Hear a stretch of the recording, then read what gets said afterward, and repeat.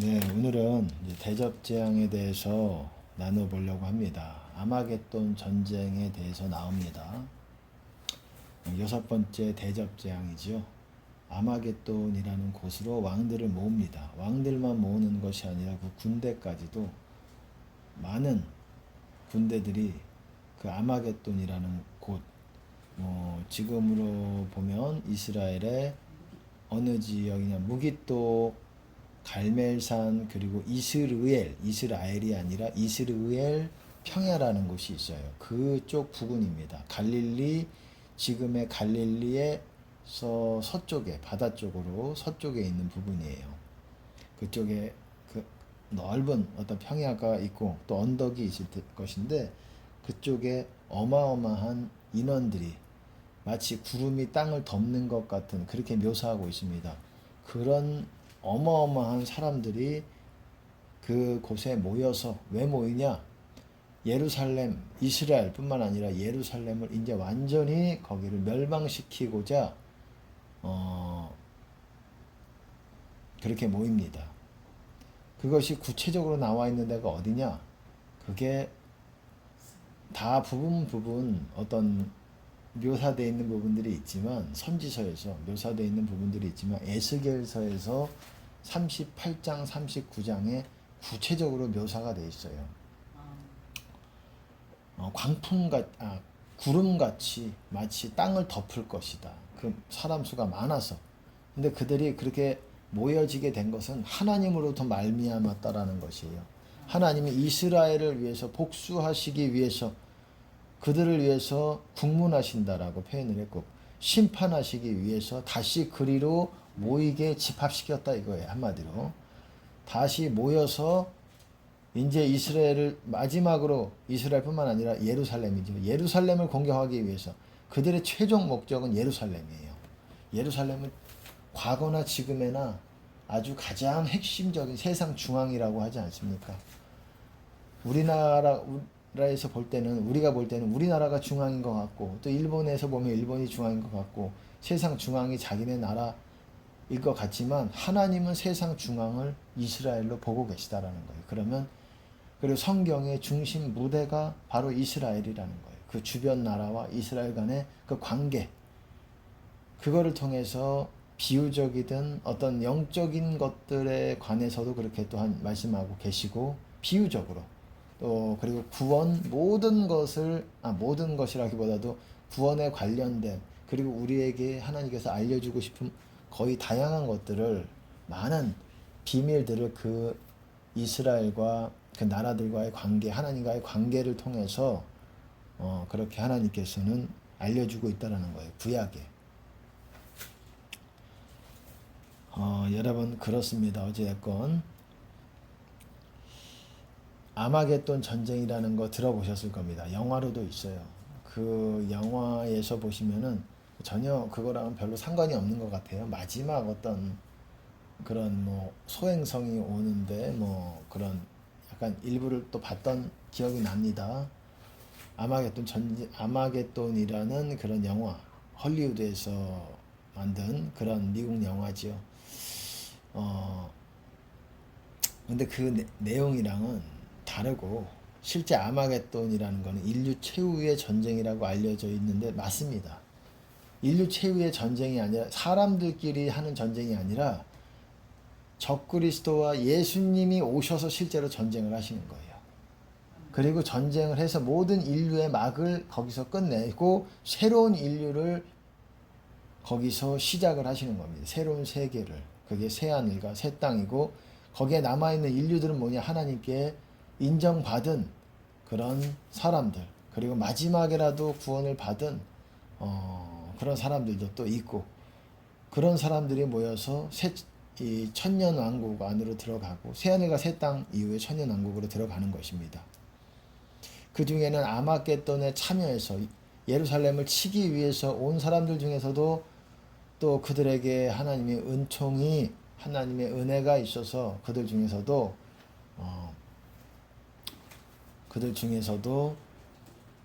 구원받는 사람이 있을 거라고 또한 성경에서 말하고 있어요. 어떻게 그렇게 될 수 있는지는 모르겠습니다. 예수님이 마지막에 재림하시는 거예요. 그게 다시 나타나실 때에, 재림하실 때에, 그때 아 진짜 하나님이 살아계시는구나 이제 깨닫게 되는 거예요. 예수님이 재림하실 때 이방 민족만 그러는 게 아니라 이스라엘도 그때라 돼서야, 예수님이 재림하시고 나서야 그때야 죄를 뉘우친다라고 말하고 있어요. 그러니까 그 전에는 그렇게 이방 나라들에게 두드려 맞아도 이 마지막 때에 대해서 말하는 겁니다. 이스라엘은 예수님이 재림하시기 전까지는 계속 망하게 돼 있어요. 지금 그렇게 계획이 성경에서 이미 나오 있다는 거예요. 세상 끝날까지 거기에는 멸망이 거기에는 예정돼 있다라는 거예요. 물론 중간에 환란의 때가 끝나고 나서 이스라엘이 복귀를 합니다. 고토로 다시 돌아와요. 돌아와도 한 사람도 이제 이방에 남기지 않으실 거라고 말씀하셨어요. 모든 이스라엘 사람들을 고토가 뭡니까? 이스라엘이죠. 예루살렘과 이스라엘로 돌아오게 하실 거라고 또한 말씀하고 있습니다. 중간에 하나님께서 또한 그때가 은혜의 때죠. 은혜의 때. 은혜의 때와 은혜의 해와 신원의 날을 전파할 거라고 성령이 내게 임하셨으니, 기름 부음이 성령께서 내게 임하셨으니 가난한 자에게 복음을 전케 하시려고 그랬다라고 돼 있잖아요. 61장에 이사야. 그리고 은혜의 해와 신원의 날을 전하기 위해서, 신원의 날이 뭡니까? 복수의 날. 복수의 날이 마지막 날이에요. 예수님께서 재림하셔서 휴거만 있는 것이 아니라 휴거하고, 그리고 그 전에 자는 자들보다 앞서지 못한다고 그랬잖아요. 휴거가 뭡니까? 새로운 몸을 입는 거예요. 공중에서 하나님을 영접하고 하나님께서 데리고 가셔서 이제 새로운 몸을 입고, 그 전에 자는 자들이라는 거는 믿음의 선배들이죠. 그들이 먼저 몸의 부활을 입고, 두 번째는 휴거된 사람들이 입고, 그래서 예수님과 함께 전쟁하러 전쟁을 치르는 겁니다. 그것이 주님의 재림이에요. 무슨 전쟁이냐? 아마겟돈 전쟁 치르러 가는 거예요. 예수님과 함께 공의로 심판하며 싸우더라, 그렇게 말하고 있잖아요. 요한계시록에서. 아마겟돈 전쟁이라는 거는 인류끼리 그냥 서로 핵폭탄 주고받으면서 싸워서 인류 끝났다라는 내용이 아니라 예수님이 종결하시는 거예요. 인류는 사람들이 싸우다가 아이고 결국 핵전쟁 서로 두드려 때리다가 이 지구가 그냥 어떻게 됩니까? 지구가 그냥 뭐라 그래야 되죠?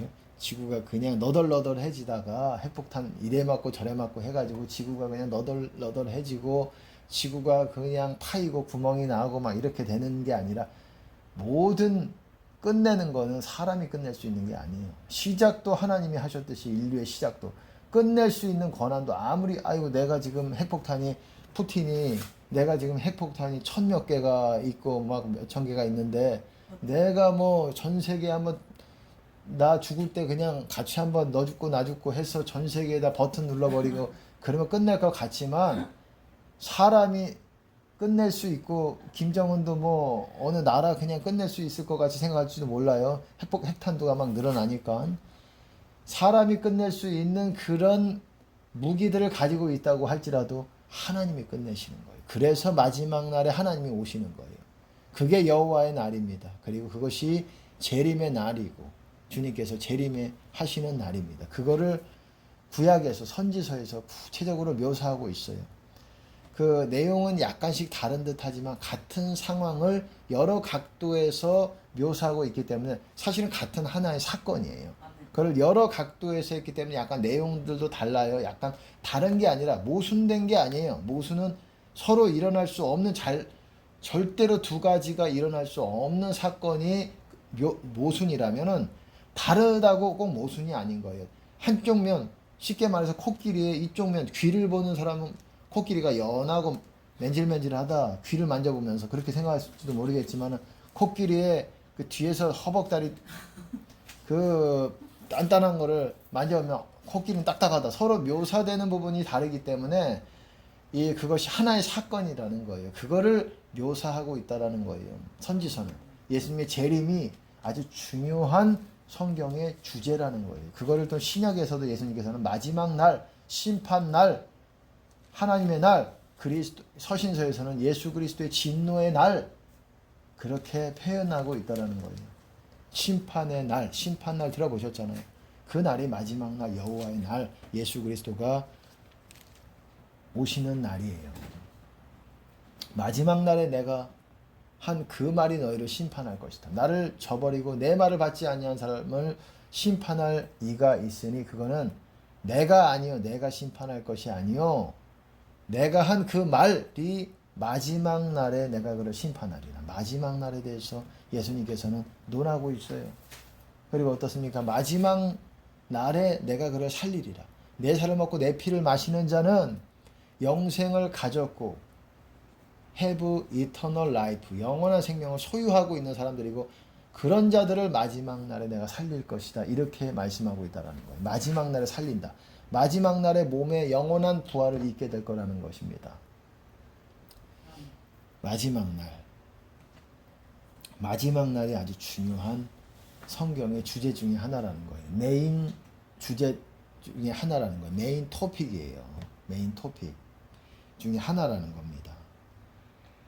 그리고 그것이 아마게돈 전쟁이라고도 할 수가 있고, 그럴 때 아마게돈 전쟁이 시작은 그들이 이제 아마게돈이라는 곳에서 무기또의 언덕, 갈멜산 근처 거기서 이제 모여지기 시작하지만, 이제 그때가 되면 여러분 이 뭡니까, 예수님이 재림하시는 카운트다운이 거의 시작됐다라고 보시고 열심히 그때부터는 금식도 하시면서 예수님이 오실 거를 준비해야 됩니다. 내가 휴거 받을 수 있도록 정결하게. 물론 그 전부터도 우리가 준비를 해야 되겠지만, 어떤 그 때에 예수님이 재림하실 때에 그런 상황들이 있어요.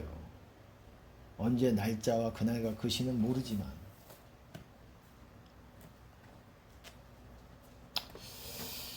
예, 어쨌든 보세요. 하나만 또 말씀을 드리면, 제가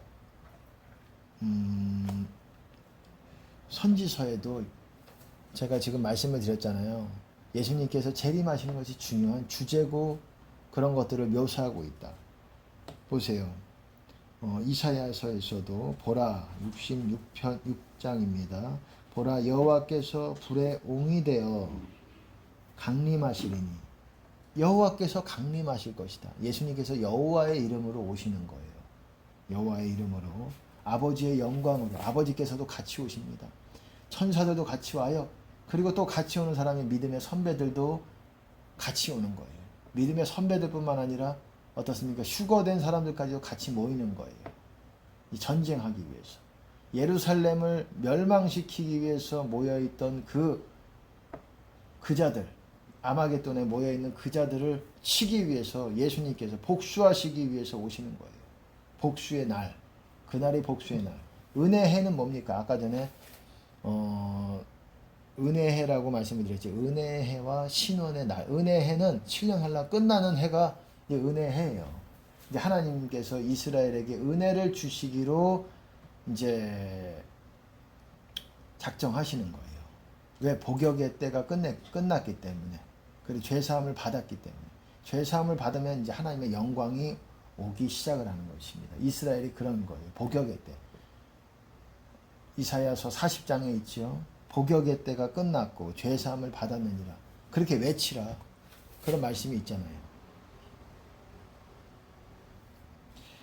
보라, 여호와께서 불의 옹이 되어 강림하시리니. 그 수레들을 강림하신다 그러잖아요. 성경에서는 이렇게 하나님이 오시는 모습을 묘사하고 있다라는 거예요. 오셔서 또 그 수레들은 회리바람 같으리로다. 회오리바람. 그가 혁혁한 위세로 노를 베푸시며 맹렬한 화염으로 견책하실 것이라. 오셔서 어떻습니까? 이렇게 좋은 일이 준비된 자들에게는 그래도 구원을 받지만, 그렇지 못한 사람들에게는 진노로, 견책으로, 화염으로 견책한다 그러잖아요. 불로서 견책하실 것이라. 여호와께서 불과 칼로 모든 혈육에게 심판을 베푸신즉 여호와께 사륙당할 자가 많으리니. 여러분, 여호와께서 불과 칼로 모든 혈육에게 심판을 베푸신대. 모든 혈육, 모든 육체에게 불과 칼로, 입에 검으로 싸우신다라고 말씀하시기도 하고, 불로써 진노를 베푸신다라고 말씀하시기도 한다라는 거예요. 불. 모든 육체에게 예수님이 오셔서 강림하셔서 심판을 베푸신다라는 거예요. 모든 혈육에게. 여러분, 이렇게 얘기하고 있다라는 거예요. 오셔서 이스라엘 아마겟돈 전쟁 하시고, 모든 또한 육체들, 회개하지 않은 모든 육체들, 휴거되지 않은 모든 그런 어쨌든 모든 육체들을 심판하실 거라는 것입니다. 그렇지만 시온에, 예루살렘에 피할 자가 있을 거라는 거예요. 그렇게 여호와의 크고 두려운 날이 임할 때에. 그게 요엘서에도 있지요. 또 어떻습니까? 또 아까 전에 66장입니다. 66장의 15절, 16절을 좀 읽어드렸고, 또 예수님께서 여기서는 또 59장에서는 급히 흐르는 하수같이 오실 것이다. 보세요. 19절, 59장 19절 보면 여호와께서 그 기운에 몰려 급히 흐르는 하수같이 오실 것이미로다. 오신다라는 거예요. 주님이 재림하신다는 것을 이렇게 여러, 아까 전에는 불과 칼로서 심판하실 것이고 모든 육체에게, 여기서는 마치 오시는 모양이, 모습이 마치 급히 흐르는 하수, 강물과 같다 이거예요. 빠르게 흐르는 강물과 같이 그 기운에 몰려서 그렇게 오실 것인데, 여호와께서 가라사대 구속자가 시온에 임하며 야곱 중에 죄가를 떠나는 자에게 임하리라. 야곱 중에, 이스라엘 민족 가운데 죄가를 떠나는 자에게 임할 거라는 거예요. 시온에 임하시고, 또 스가랴에서는 강남산 위에 서실 거라고, 그의 발이, 그렇게 말하고 있지 않습니까? 예수님이 오실 것에 대해서 그게 핵심 주제예요, 여러분. 선지서가 구약에서도 마찬가지고, 특별히 선지서에서는 예수님 오실 것을 구체적으로 묘사하고 있습니다. 스가랴서에서도 어땠어요? 잠깐 스가랴에서 보시면은, 네, 스가랴서 14장에 보시면은 보세요.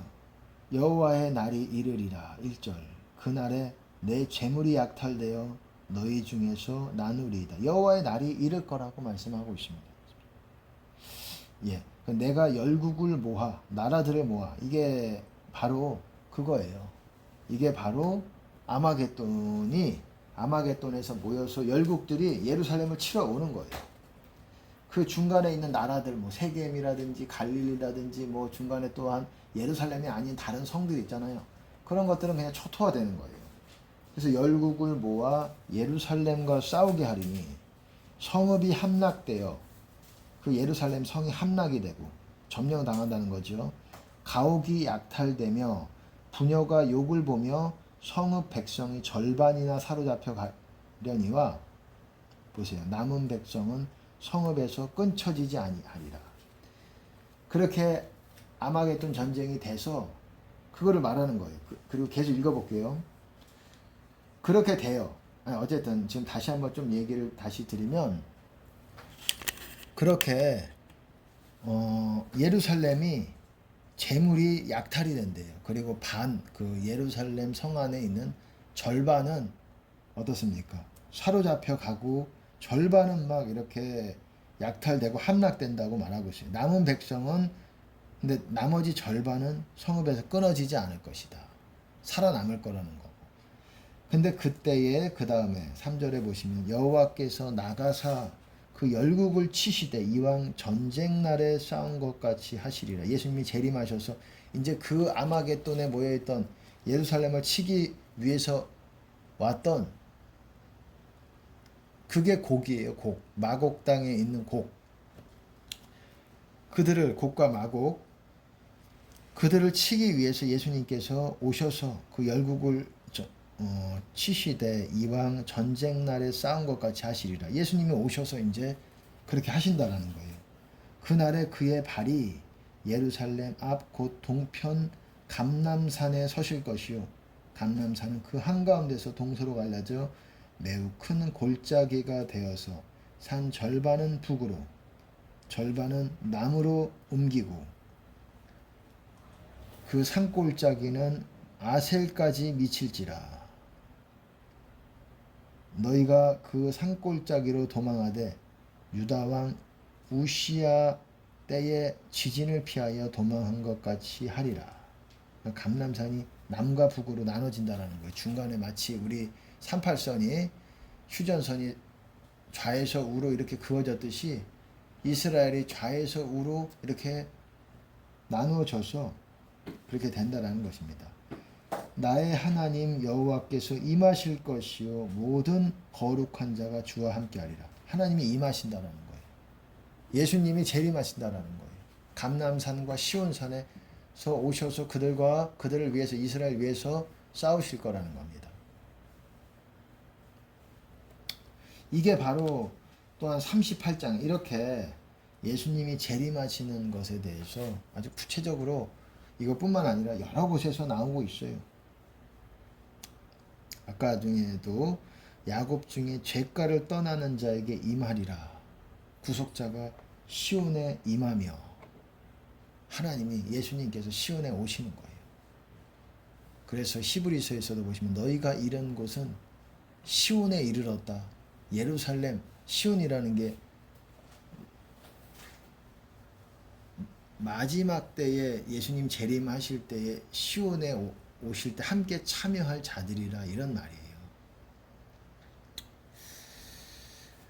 어쨌든 오늘 이제 대접재앙을 보고 있고 마지막 날에 대해서 지금 말씀을 나누고 있고 하나님이 오실 거라는 거. 예수님이 여호와의 이름으로 예수님이 재림하실 거라는 거예요. 이스라엘은 어떻습니까? 여호와의 이름이 더 친숙하죠. 예수님은 부정하고 있기 때문에. 그리고 그들은 언제 죄를 뉘우치냐? 예수님이 재림하실 때 뉘우친다라고 말하고 있어요. 그것이 39장에서도 나오고 있고 또 어떻습니까? 죄와 더러움을 씻는 셈이 다윗의 집과 예루살렘의 그날에 열릴 것이다 이렇게 말하고 있어요. 그날이 언제냐? 문맥적으로 보시면 스가랴서 지금 13장인가요? 그때 보시면은 거기서 보시면은 그 날이 12장인가요? 어쨌든 거기서 보시면은 그 날이 바로 예수님께서 재림하시는 날이에요. 그 날에 열리리라. 그 전날에는 열리지 않는다는 거예요. 죄와 더러움을 씻는 셈이. 그 셈은 우리 같이 예수 믿는 사람들은 이미 열려져 있어요. 우리들은. 근데 유대인들은 이스라엘인들은 그날에 열린다라는 거예요. 그게 예정되어 있는 거예요. 여러분 얼마나 무섭습니까? 물론 모두는 아닐 것입니다. 그 전에 이제 14만 4천 명이 첫 열매로서 그들이 또한 하나님의 인침을 받고 성령을 받게 되고 그들에게는 하나님의 은혜가 있겠지만 이 민족적인 구원, 이스라엘 전체를 구속하시고 구원하시는 그 역사는 마지막 날 예수님이 오셔서 이루시겠다라는 거예요. 얼마나 두렵습니까? 그렇게 예수님을 못 알아봤기 때문에 권고하는 때를 알지 못했기 때문에 하나님이 그 이스라엘을 권고하는 때를 알지 못했기 때문에 이스라엘에게 그 나라가 그렇게 초토화되고 황폐화되고 멸망까지 극적으로 가는 거예요. 끝까지 가서 마지막 날에 그들을 구속하시고 새하늘과 새 땅이 열려지게 되는 것입니다. 죄와 더러움을 씻는 셈이 그날에 열릴 것이다. 다윗의 집과 예루살렘에 열릴 것이다. 예루살렘 외에 있는 사람들은 어떻게 될지 몰라요. 초토화될 수 있어요. 예루살렘 안에서 있는 사람들이 그러니까 백투 예루살렘이 그때 나오는 거예요. 그러니까 그때 당시에는 예루살렘에 어마어마한 사람들이 막 밀집돼 있을 것입니다. 그걸 보면서 이제 곡과 마곡이라고 나와 있죠. 그게 적그리스도라고 보시면 됩니다. 곡이 바로 그 주변 나라들의 대장이 돼야 된다. 대장이 될 것이다. 그렇게 말하고 있어요. 제가 지금 뭐 하나하나 말씀 구절구절을 다 증거를 대가면서 여러분들에게 말씀드리지 못하고 그렇게 하면 너무 시간이 지체되고 핵심적인 것들을 여러분들에게 하기가 어려워요. 물론 여러분들은 충분히 이해를 이렇게 천천히 할 수 있겠지만 그렇게 되면은 조금 그거는 좀 천천히 여러분들에게 증명해 나가도 될 것 같고, 핵심적인 내용들을 여러분들에게 제가 요약을 해서 알고 있는 것들을 요약해서 여러분들에게 한 번에 한 뭉텅이의 큰 떡을 여러분들에게 고기를 물려드리는 거예요.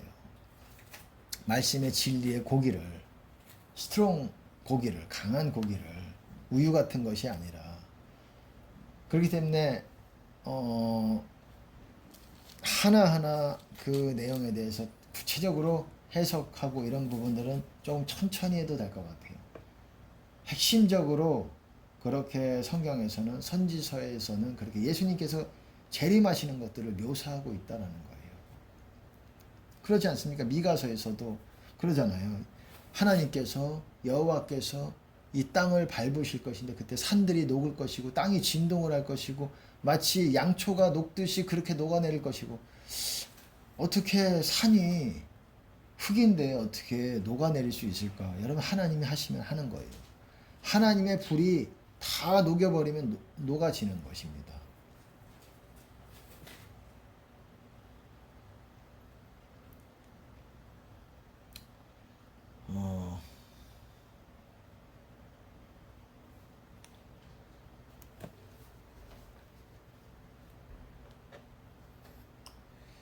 그리고 또 어떻습니까? 애굽에 관한 경고라. 이사야 19장에 보시면 보라, 여호와께서 빠른 구름을 타고 애굽에 임하시리니, 애굽에도 가셔서 하나님이 심판하시고 그렇게 하실 거라는 거예요. 곳곳에 이것도 주님이 재림하시는 것에 대해서 말씀하고 있는 겁니다. 곳곳에, 잠시만요, 그렇게 말씀하고 있어요. 또 어떻습니까? 이사야 31장에 보시면은 4절에 중간부터 제가 읽어드리면, 이와 같이 나 만군의 여호와가 강림하여, 실제로 오신다는 내용들이 이렇게 있는 거예요. 강림하여 시온산과 그 영 위에서 싸울 것이며, 그 영이라는 거는 그 산이라고 보시면 돼요. 시온산이 산 아닙니까? 산에서 싸울 것이며, 새가 날개치며 그 새끼를 보호함과 같이 나 만군의 여호와가 예루살렘을 보호할 것이라. 그때 아마겟돈 전쟁에 대한 얘기입니다. 하나님이 강림하셔서 직접 내가 싸울 것이다, 이거를 약속하고 있다라는 거 여기저기 다, 하박국에서도 있어요. 여러분, 하박국에서도 곳곳에 있다라는 거예요. 미가서 뭐 많아서 뭐 제가 다 보여드릴 수가 없어요. 이런 것들은 천천히 해도 될 거예요. 그거를 구체적으로 또한 보여주고 있는 것이 곡과 마곡 전쟁을 보여주고 있는 그 에스겔서 38장 39장인데, 어쨌든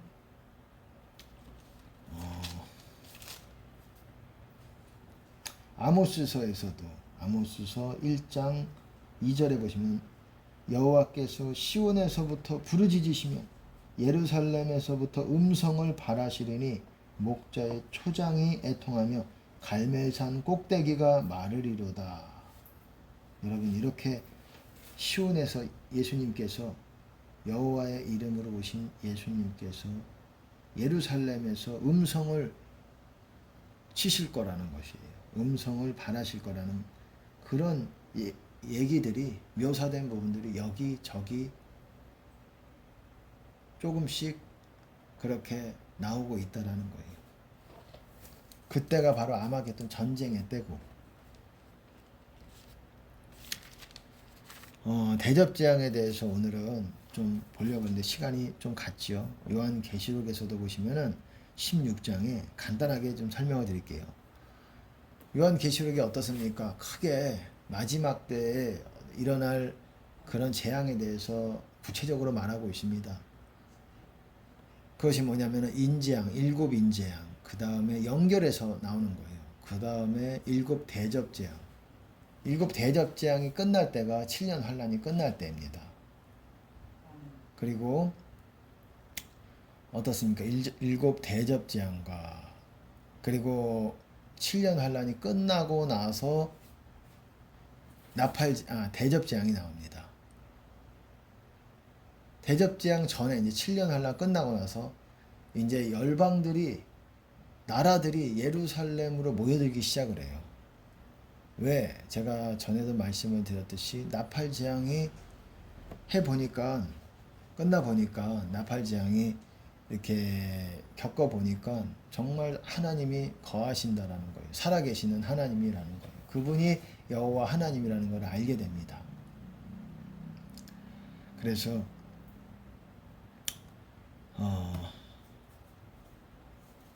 깨닫게 되면서 열방들이 이제 그리로 오게 됩니다. 그리고 유대인들도 그리로 모여요. 이스라엘도. 한 사람도 남기지 않을 것이고 다 예루살렘으로 오게 될 거라고 말하고 있어요. 어쨌든 대접재앙은 그 다음에 이제 대접재앙이 일어나는 것입니다. 이제 아마게돈 전쟁 전이에요. 전서부터 이제 일어나기 시작을 해요. 보세요. 첫 번째 16장 2절에 보면 첫째가 가서 그 대접을 땅에 쏟음에 그 다음에 어떻게 됩니까? 그 재앙에 대해서 얘기를 합니다. 악하고 독한 헌대가 짐승표 받은 사람들과 그 우상에게 경배하는 자들에게 날 거라는 거예요. 독한 헌대가 막 종기같이 막 썩어 문드러지는 그런 어떤 질병 같아요. 그런 것들이 그 사람에게 날 거라는 거예요. 그리고 어떻습니까? 두 번째 이제 대접재앙이 시작이 됩니다. 둘째가 그 대접을 바다에 쏟습니다. 바다가 곧 죽은 자의 피같이 되니 바다 가운데 모든 생물이 되더라. 여러분 나팔재앙 때도 피같이 되지만 바다가 3분의 1이 피가 된다 그랬죠. 여기서는 3분의 1이 아니에요. 전체가 피가 된다라는 거예요. 거의 피가 된다라는 겁니다. 바다가 그렇게 된다라는 거예요. 또한 강도 마찬가지입니다. 4절 셋째가 그 대접을 강과 물 근원에 쏟음에 피가 되더라. 여러분 요엘서에서도 나오지요. 마지막 때에 그리고 내가 어떻습니까? 내 영을 모든 육체에게 만민에게 부어주실 것이다. 이것은 언제 일어나냐? 7년 환란 끝나고 일어나는 일이에요. 그리고 이적을 베풀려니 피와 불과 연기 기둥이라고 얘기했습니다. 어떻습니까? 그게 바로 이 피예요. 이적을 베푼다라는 거예요. 그리고 나서 뭡니까? 시온산과 여호와의 이름을 부르는 자는 구원을 받으리니 어떻습니까? 시온산과 예루살렘에 피할 자가 있을 것이다. 구원이라는 거예요. 그 영어로 보시면 구원, 딜리버런스, 구원을 받게 될 거라는 것입니다. 시온산과 예루살렘에서.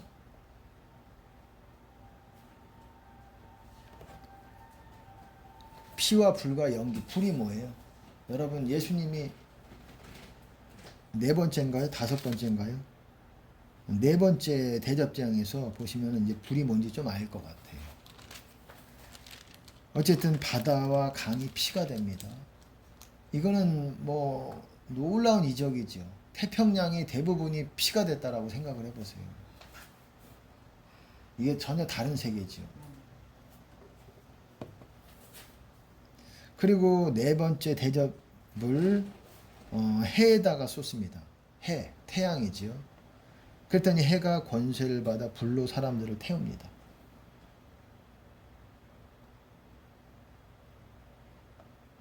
불로 사람들을 태워요. 여러분 태양이 뜨거워서 말라서 그냥 엎드려지는 정도가 아니라 아유 너무 더워서 숨도 못 쉬겠다 이런 정도가 아니라 불로 태울 정도면은 어마어마한 거 아니겠습니까? 여러분 말라기서에서도 극렬한 풀무불과 같은 날이 이를 거라고 했습니다. 교만한 자는 뿌리와 가지를 다 살라버릴 것이다. 불살라버린다라는 거예요.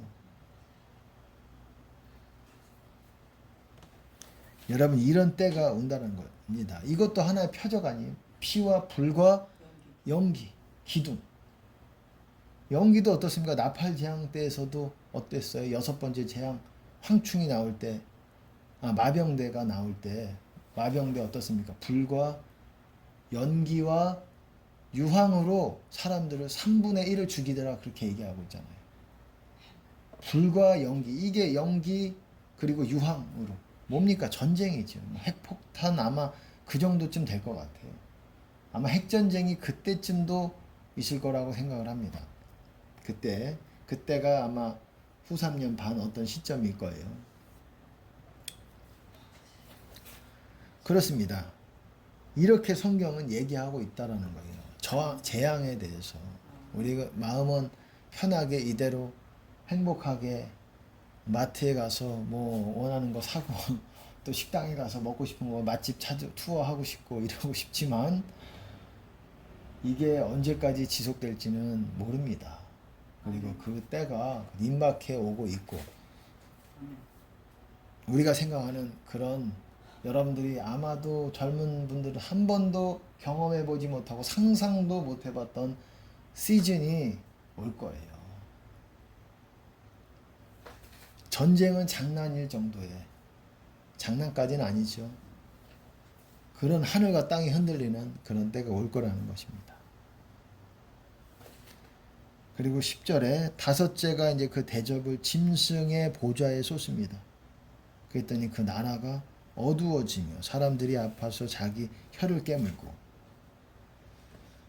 여기가 저는 바벨론이 터키라고 생각을 해요. 지금의 터키라고. 물론 약간 뭐 다른 분들은 뭐 미국이라느니 뭐 어떻게 생각할 수도 있겠지만 그리고 바티칸이라고 보시는 분들도 있겠지만 어쨌든 짐승의 보좌에 또 쏟으니 그들이 사람들이 아파서 그 나라가 있고 사람들이 있잖아요. 백성들이 있잖아요. 그 사람들이 아파서 자기 혀를 깨문다 그러잖아요. 아픈 것과 종기로 인하여 종기 하늘의 하나님을 회방하고 저희 행위를 회개치 아니하더라. 너무 아파서 종기로 이런 것들이 생긴다라는 거예요. 짐승의 나라와 특별히. 그리고 여섯째부터 이제 아마겟돈 전쟁이 준비가 됩니다. 여러분 이것들이 아직 주님이 오시지 않은 거예요. 이것들이 보세요. 또 여섯째가 그 대접을 큰 강 유브라데에 쏟음에 유브라데 강에 쏟습니다. 그랬더니 강물이 말라서 동방에서 오는 왕들의 길이 예비되더라.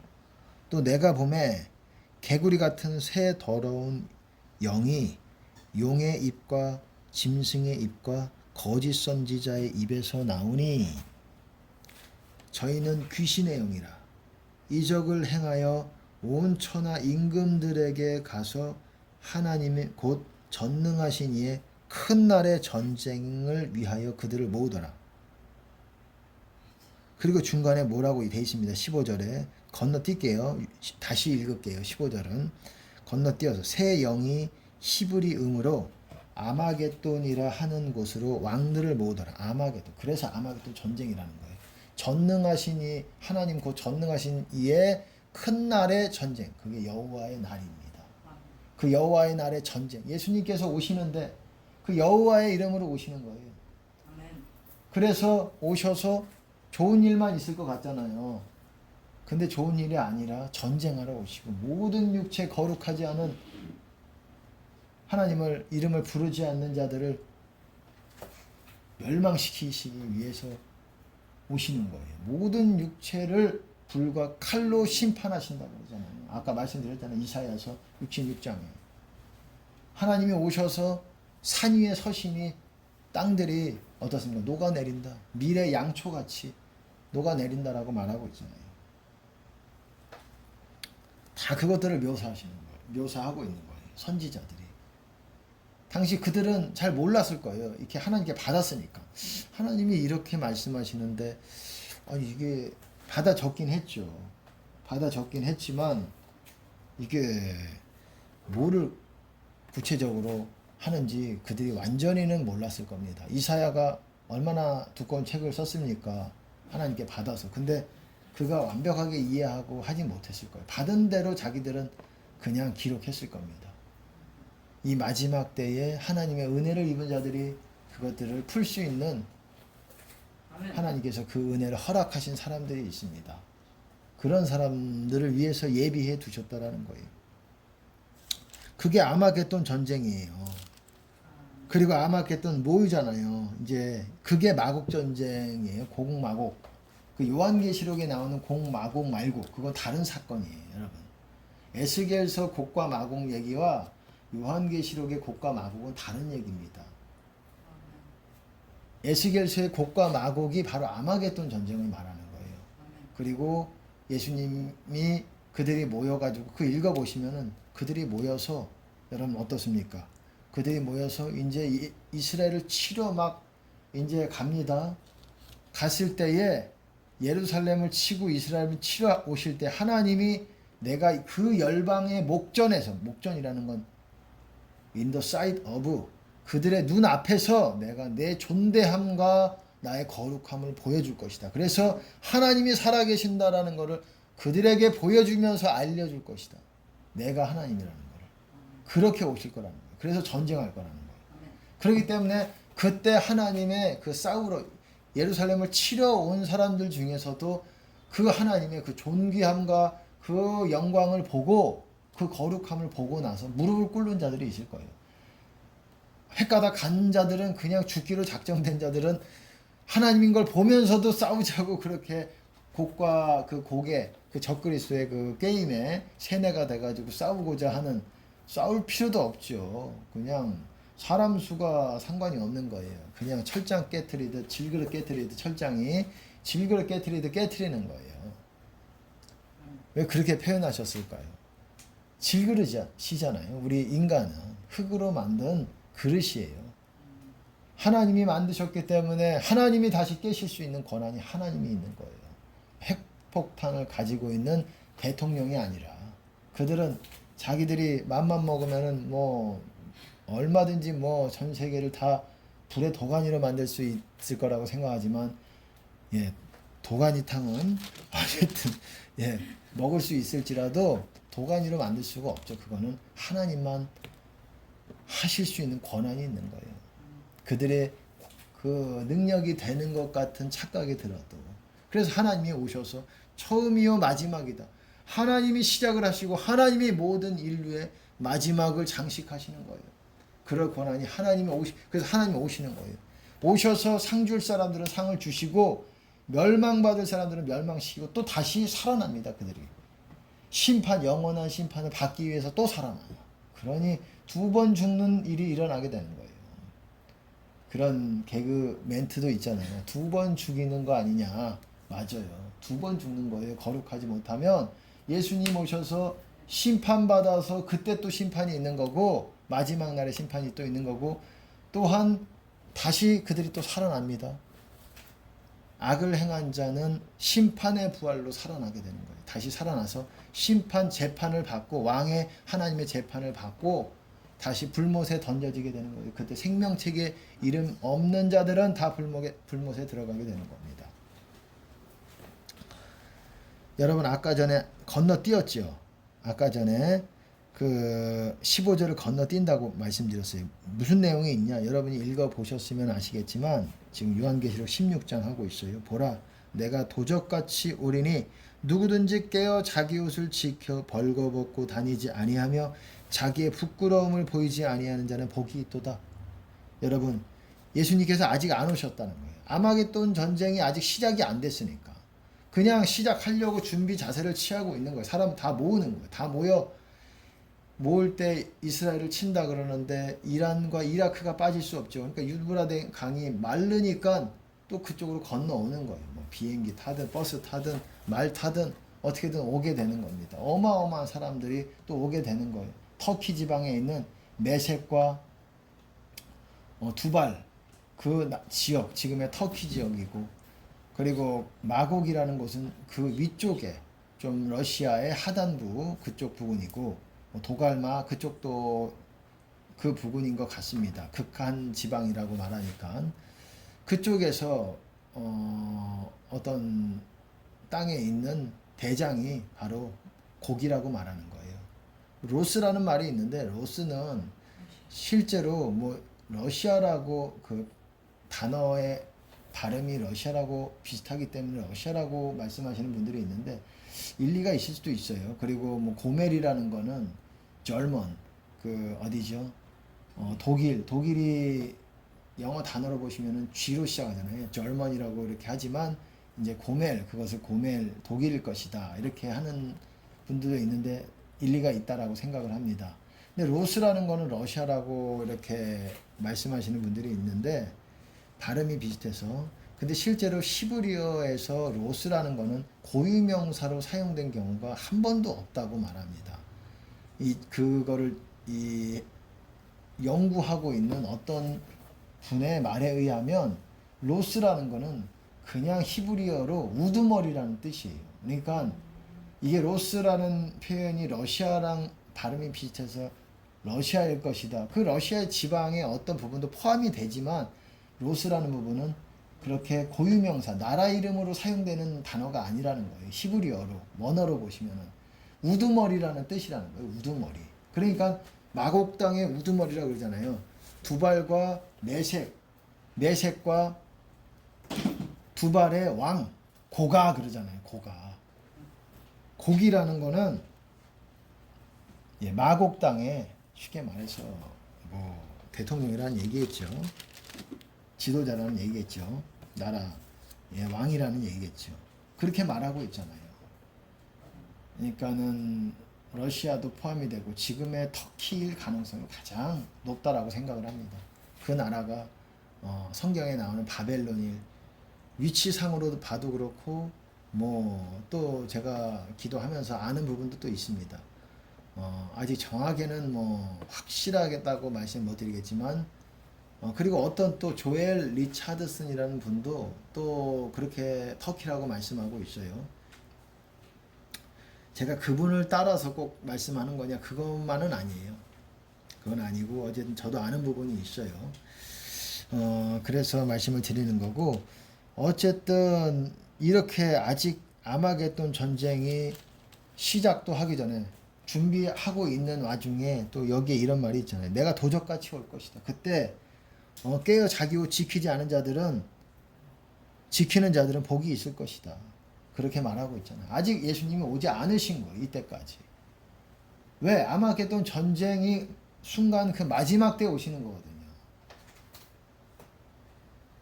그리고 7번째. 보세요. 7제가 그 대접을 공기 가운데 쏟음에 큰 음성이 성전에서 보좌로부터 나서 가로되 되었다 하니 it is done. 이게 무슨 말입니까? 되었다. 영어로 보시면 it is done. 끝났다라는 거예요. 다 끝났다. 끝났다. 이제 끝이에요. 여러분 끝. 근데 보세요. 번개와 음성들과 뇌성이 있고 또 큰 지진이 있어. 지진이 여러분 나팔재앙 마지막 때도 지진이 있습니다. 그리고 여기서도 또 지진이 있어요. 사람이 땅에 있어오므로 이같이 큰 지진이 없었더라. 여러분 에스겔서 38장에 보면 제가 찾아드릴게요. 에스겔서 이게 중요합니다. 같이 봐야 돼요. 에스겔서 38장에 보면 이렇게 곡이 많은 사람들을 이스라엘을 치기 위해서 옵니다. 이스라엘 산으로. 그리고 올라와서 이제 치기 시작하려고 그래요. 치기 시작할 때 여러분 큰 지진이 여기서 하나님께서 노하셔서 큰 지진이 이스라엘 땅에서부터 일어나는데 그때 일어나서 모든 사람들뿐만 아니라 물고기, 뭐 공중의 새들, 짐승들 이런 것들이 하나님 앞에서 떨 것이라고 말해요. 너무 큰 지진이. 그리고 모든 산이 무너지며 절벽이 다 무너지고 절벽도 모든 성벽이 땅에 무너지리라 이렇게 얘기하고 있다라는 거예요. 여러분. 이것이 보세요. 여러분. 18절에 그 다음에 7 대접재앙이 바로 이 얘기예요. 보세요. 번개와 음성들과 내성들과 내성이 있고 또 큰 지진이 있어. 이렇게 어마어마한 큰 지진이 있다고 말하고 있습니다. 그리고 보시면은 그때 큰 지진이 있어서 어떻게 됩니까? 큰 성이 세 갈래로 갈라지고 여기서는 바벨성을 말하는 거라고 저는 생각을 해요. 바벨론. 그 성. 그리고 만국의 성들도 무너지니. 성이 무너진다고 여기서도 나와잖아요. 에스겔서에서도 다 모든 산, 성이 다 무너진다. 이게 같은 사건이라는 거예요. 그의 맹렬한 큰 성 바벨론이 하나님 앞에 기억하신 바 되어 그의 맹렬한 진노의 포도주잔을 받음에 각 섬도 없어지고 산악도 간데 없더라. 섬도 없어지고 산도 없대요. 여러분 이게 아까 말씀드린 부분이랑 내용이 비슷하잖아요. 산도 없고 성도 없대요. 없어진대요. 이거는 지진 정도가 아니라 완전히 평평해지는 거예요. 하늘과 땅이 평평해지는 거예요. 여러분 골짜기가 메꿔지고 여러분 그거 기억나십니까? 하나님을 보리라 이렇게 또 이사야서에서 보시면은 또 40장에 그렇게 있잖아요. 제가 찾아드릴게요. 왜냐면 이거는 같이 찾으면서 봐야 돼요. 보세요. 외치는 자의 소리여 가로되 40장 너희는 광야에서 여호와의 길을 예비하라. 사막에서 우리 하나님의 대로를 평탄케 하라. 골짜기마다 도두어지며 산마다 작은 산마다 낮아지며 산은 낮아지고 골짜기는 올라가고 평평해지잖아요. 고르지 않은 곳이 평탄케 되며 험한 곳이 평지가 될 것이요 여호와의 영광이 나타나고 모든 육체가 그것을 보리라. 함께 보리라. 하나님은 이제 보게 되는 거예요. 예수님이 재림하시는 거예요. 그 재림하셔서 산과 골짜기가 다 메꿔지 평평해지는 거예요. 여기 섬도 없어지고 산악도 간데 없다 그러잖아요. 산도. 이것이 예수님이 오시면 이런 일이 일어나는 거예요. 이때 예수님이 오시는 거예요. 일곱 대접 때 여러분. 일곱 대접이 예수님이 오시는 정확하게 이렇게 딱 찝을 수는 없겠지만 이것이 오시는 것을 묘사하는 거예요. 그리고 어떻습니까? 또하 중수가 한 달란트나 되는 큰 우박이 하늘에서 내린다 그러잖아요. 큰 우박이. 아까 여기서도 에스겔서 38장에서도 어떻습니까? 제가 그 다음에 계속 읽어드릴게요. 큰 우박덩이가 또 있어요.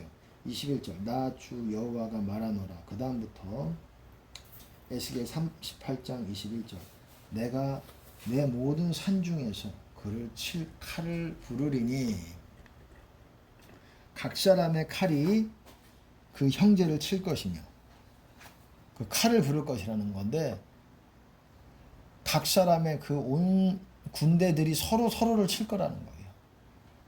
그 형제들을 칠 거라는 거예요. 각 나라들이 자기네들끼리 싸우는 거예요. 그런 일들이 한번 있었죠. 또 구약에서 히브리 그 히스기야 왕 때에 또 있었죠.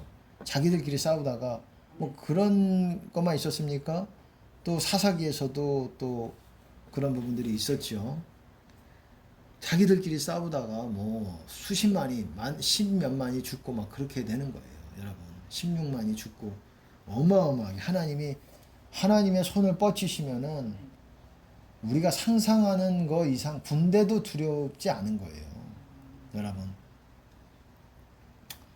그렇게 죽을 것이고 그들이 그 아마겟돈 때 그들이 그렇게 멸망당할 것이고 내가 또 온역과 피로 그를 국문하며 쏟아지는 폭우와 곧 우박덩이와 큰 우박덩이와 불과 유황으로 그와 그 모든 때와 그와 함께한 많은 백성에게 비를 내리듯 하리라. 큰 우박덩이를 내린대요. 아까 우박 어떻습니까? 대접장에서도 우박 나오죠.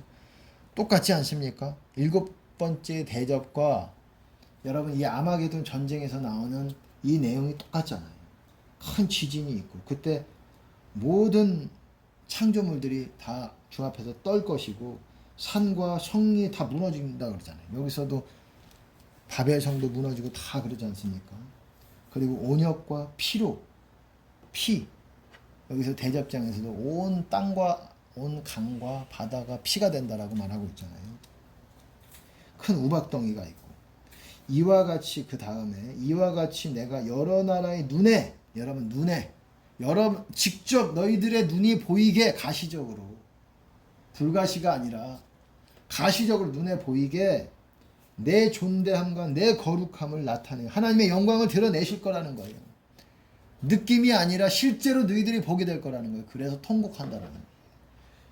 나를 알게 하리니 그들이 나를 여호와인 줄 알리라. 하나님이 직접 그게 주님이 강림하시고 재림하시는 때에 일어나는 일들이라는 거예요. 재림하실 때 휴거만 있는 게 아니라 싸우시고 심판하시고 철장으로 치시는 거예요. 이 아마게돈 전쟁에 이스라엘을 위해서 복수해 주시는 거예요. 그래서 신원의 날, 복수의 날이라고 말하는 거예요. 여호와의 날이 이스라엘을 위해서. 여러분 그림이 그려지십니까? 그래서 여러분 선지서가 열린 사람들은 예수님이 재림이 환난 전에 있다라고 절대로 말할 수가 없어요. 그거는 본인이 원하는 거 잘 생각해 보세요. 내가 몸도 약하고 환난은 통과 못하겠고 그냥 빨리 나를 데려가셨으면 좋겠다라는 간절함 속에서 나온 것이라고 할 수가 있습니다. 왜? 성경이 그것에 대해서 말하고 있어요. 예수님이 재림 사건이 주제 메인 토픽이에요. 뜨거운 감자예요. 아주 중요한 성경에서 다루고 있는 그때의 어떤 상황들이 펼쳐질 것을 여러 각도에서 묘사하고 있는 거예요. 하나의 사건을. 그리고 여러 나라들은 어떻게 멸망당할 것이고 암몬과 모압 그리고 에돔은 어떻게 황무지가 될 것이고 어떻게 될 것인지를 또 보여주고 있는 거예요. 두로 시돈 블레셋 너희들은 또 어떻게 될 것이고 너희들은 이스라엘 강포하게 너희들 넘겨줬으니까 너희도 또 넘겨짐을 받을 것이다. 막 이런 내용들이 나오고 이게 선지서에 풀리지 않았던 것들이에요. 당시에도 몰랐죠. 그들이 풀 수도 없었죠. 유대인들도. 그들의 지혜가 그들의 명철이 어두워질 거라 그랬잖아요. 언제까지입니까? 이사야서에서. 모든 성과 모든 집들이 폐허가 되고 황폐화된 후에 될 때까지다. 그렇게 말씀하셨잖아요. 쉽게 말해서 너희들이 아주 그냥 바닥 칠 때까지 예수님께서도 이 성경에서 그러잖아요. 죄와 그날에 예수님이 재림하신 그날에 죄와 더러움을 씻는 셈이 다윗의 집과 예루살렘에 열릴 것이다. 이스라엘 전체 세겜 땅, 갈릴리, 갈멜산 이런 데 열린다는 게 아니에요. 예루살렘과 다윗의 집에 열릴 것이다. 그러니까 마지막 때에 예루살렘으로 몰릴 수밖에 없는 거예요.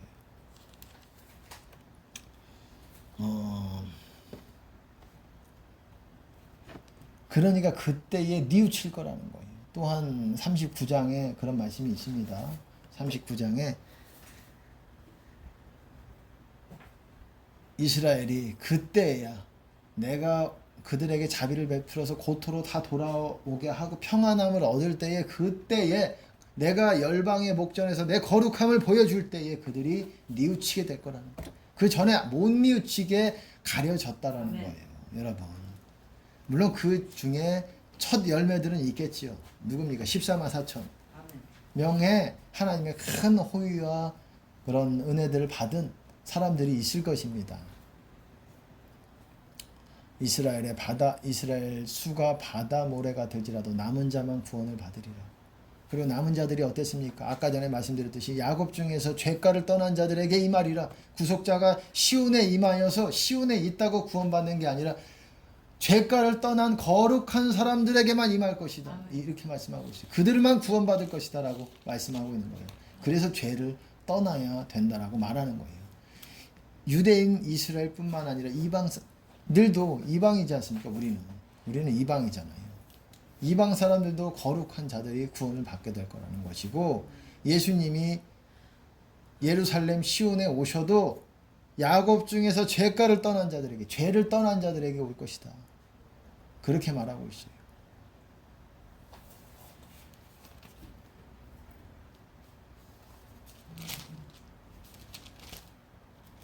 여러분 이렇습니다. 큰 우박이 나고 산과 섬이 없어진대요. 예수님이 이 땅에 산 위에 서실 때 산이 녹아질 거래요. 마치 양초가 불에 의해서 녹아지듯이. 우리가 생각할 때는 상식적으로 과학적으로 비과학이죠. 어떻게 녹아질 수가 있느냐. 산이 흙인데 바위인데 하나님이 불로써 녹여버리면 창조하시니까 다시 녹여버리면 평평하게 되는 거예요. 하나님의 길이 예비되게 되는 거예요. 보스라에서 오는 자가 누구냐, 대만에서 오는 자가 누구냐. 이제 그쪽을 통해서 하나님께서 오셔서 감람산 위에 서시겠지요. 시온을 위해서 싸우시기 위해서. 그래서 시온산에 서시겠지요. 하박국에서 보시면은 하나님께서 말을 타고 어떻습니까? 수레가 있다고 아까 수레 얘기도 했었지요. 그리고 활과 창을 뭔가 싸우는 모습으로 오실 거라는 거예요. 그리고 마치 이제 거룩하지 않은 죄인들은 어떻습니까? 심판받는다라는 거예요. 유다서에서도 어떻습니까? 하나님께서 수만의 거룩한 자와 함께 에녹서를 인용하면서 그랬잖아요. 거룩한 자에 오시려니 경건하지 않은 자들의 말과 행동을 정죄하기 위해서 모든 자들의 무사람을 심판하사 경건하지 않은 말과 행동들을 정죄하기 위해서 오실 거라는 거예요. 그거를 얘기하고 있는 거예요. 에녹서부터. 에녹이 얼마나 창세 때 인물입니까? 창세기에 나오는. 초창기부터 이미 시작 때부터 하나님께서 다 계획하시는 계획 안에 있다라는 겁니다. 하나님의 뜻 가운데. 여러분 거룩해야 돼요. 쉽게 말해서 모든 지식을 안다고 할지라도 우리가 더 하나님 앞에 결단을 해야 됩니다. 거룩하려고 노력을 하시라는 거예요. 그래야 구원을 받을 수 있다라는 겁니다. 오늘 1시간이 좀 넘네요. 어쨌든 지금 화면에서 보시면은 백마탄 어떤 분이 예수님 딱 봐도 예수님과 같은 활을 이렇게 하고 계시는 모습이 있죠.